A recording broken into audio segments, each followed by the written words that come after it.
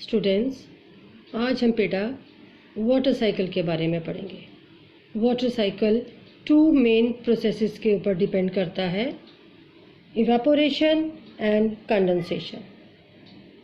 And ये दोनों processes हमारे एटमॉस्फेयर में 24 आवर्स साइमल्टेनियसली चलती रहती हैं और यही वाटर साइकिल रिस्पॉन्सिबल है हमारे अर्थ पर रेनफॉल के लिए, बारिश के लिए।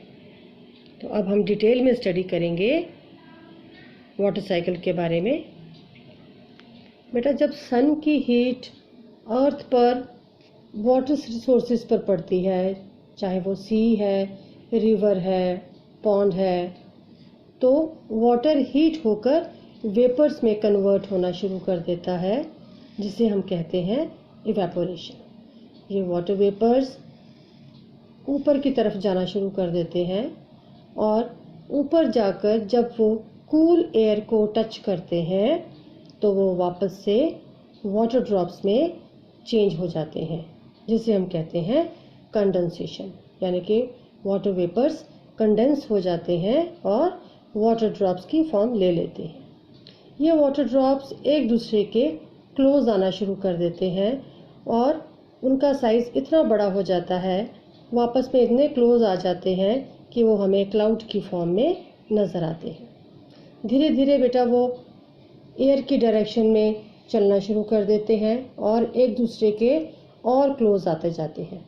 धीरे धीरे उनका साइज़ इतना बड़ा हो जाता है कि एयर उनका वेट नहीं बर्दाश्त कर सकती और वो वाटर ड्रॉप्स की फॉर्म में, रेन की फॉर्म में अर्थ पर गिरना शुरू हो जाते हैं, जिसे हम रेनफॉल या प्रेसिपिटेशन कहते हैं। और जब वो और ज़्यादा कोल्ड एयर को टच करते हैं तो वो स्नो की फॉर्म ले लेते हैं। तो इस तरह से वाटर दोबारा से धरती पर आ जाता है, रिवर्स में, रिवर्स से सी में, और कुछ वाटर जो है वो अंडरग्राउंड वाटर भी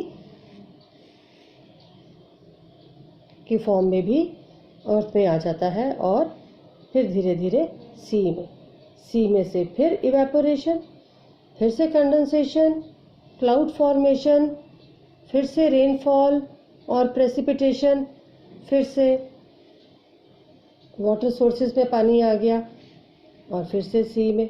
इस तरह से ये साइकिल कॉन्टिन्यूसली चलता रहता है और इसे हम कहते हैं वाटर साइकिल।